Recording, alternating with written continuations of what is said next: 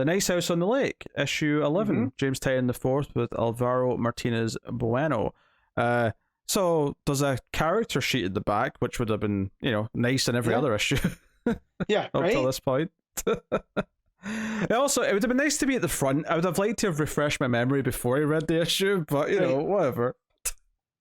But at least it's there. At least it's there. That's all I'll say.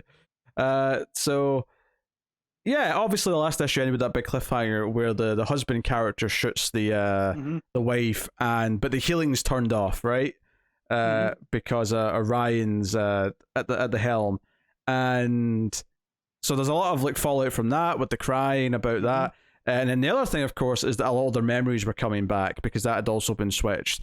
And this idea that Walter was getting help from Nora to like manipulate everyone, and Nora's now remembering that, and the weird sort of grey areas that's kind of introducing into the plot, and finding out that Nora actually witnessed Walter with his not actually his parents, but the aliens pretending to be his parents. Yeah, it's very Third Rock from the Sun. Yeah, but this was like years ago. This was way back.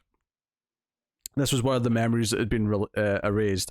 So very creepy visuals, of course, as it has been as we've been going through this stuff. I didn't realize how Lovecraftian the aliens were until I saw them here. We're assuming they're aliens. Who knows there? Because when Walter turns and looks at Nora right there, and it's just this face of, I'm trying to get to that page, that's like coming apart. It's so eerie and creepy. It's very cosmic horror, yeah. Yeah. So there it is. I found it.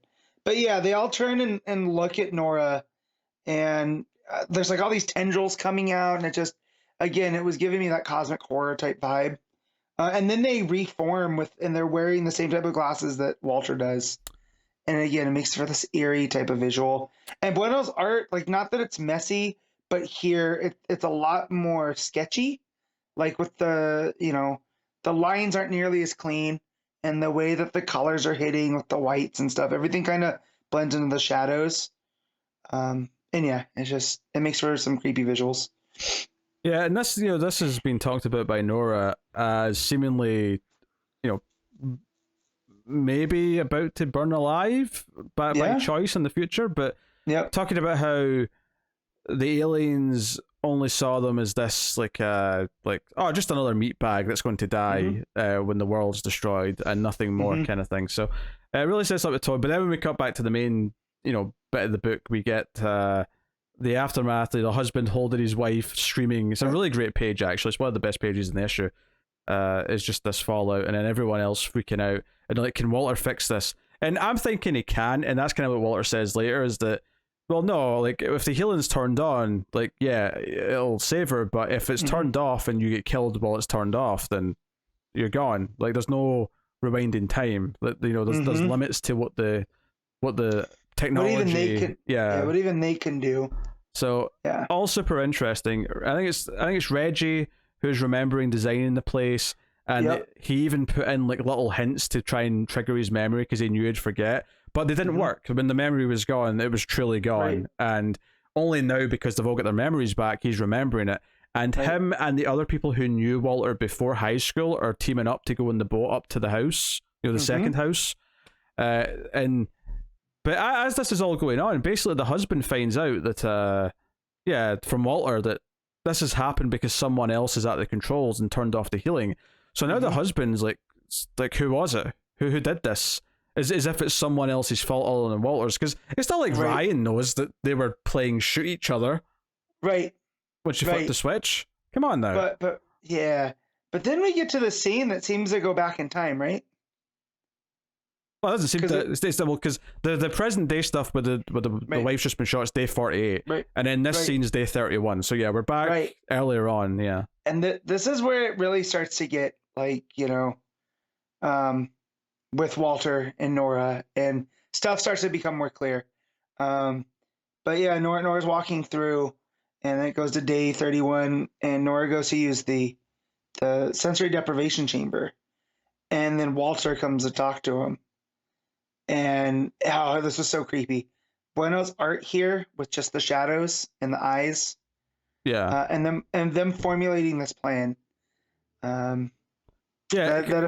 Yeah. Yeah. That's this plan. It sounds like there's too many of us ever since they sort of switched things around, so there was the extra person. And because of that, someone has to die. And it almost sounds like they wanted this to happen, where someone was going to get killed. And this is an intentional part of the plan. Yep. To let someone have control so that someone gets killed. But they can't pick who it is because they have to look to Walter's supervisors that this was a completely random act. Yes. So they're leaving a lot up to chance and the people in the house. And this is something that Nora is then obviously forgetting after this, and then remembers in the present day, like everyone else is remembering stuff.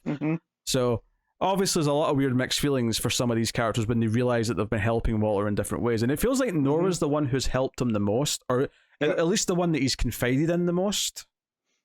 So that's super interesting.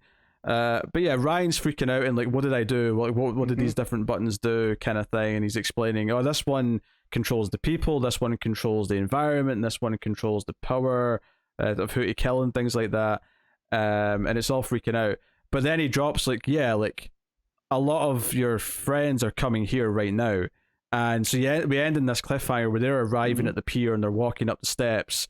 And we just get like the red face of Ryan realizing that they're going to blame her for what's just happened. Because Walter tells her what's happened. Walter tells her that Nara's dead. So like, and there's no coming back from it. And he says, "Come on now, Ryan. We've been practicing this conversation for a long, long time." Which I like that it goes back to the first issue there, where the payoff to that conversation is, how do you think the world will end? And so yeah, I just like that. That's where this end up going. And there's a couple of hints in the book that the world hasn't ended. Where the characters speculate that maybe it's not true. Like one of the things that Walter said to one of them implied that, oh, this is a test, but the world outside is not actually ended yet. And that this will determine though if the world will end, which I also is quite ominous. Right, is that maybe all they had to do, it's one of those type where it's like a Twilight Zone episode where all they had to do was just follow the rules, right? And had they followed the rules, the world would be saved. But the fact that they decided to rebel and think for themselves and think they could outthink all of this, it's doomed everyone else. And I don't know if that's where this is going, but those are the vibes I was getting as Walter's telling this to Ryan. It's a really interesting flip if Walter effectively this entire time has been trying to save the planet by proving that people can be good, by putting these 12 people or however many together to show his superiors, this alien race or whatever they are, look, they can be good, but this group are actually just going to F it up and get everyone killed is quite fascinating. Right. And so he tells her too, right before that, that these are the controls that let you kill me, which I don't quite believe. Right? But maybe that's part of the test. Maybe that's what causes everything to go on fire there at the end. But yeah, it's pretty effective penultimate, chapter. It's a big cliffhanger in it. Yeah. I think, there's a moment where Walter's talking to the husband and he says, if you want, I can make you forget everything. Like, either forget that she ever existed or maybe forget that she ever came here. So you might, think there's a chance she's still out there alive in the outside. And it was kind of interesting to hear Walter like just talk about it this openly in front of everyone.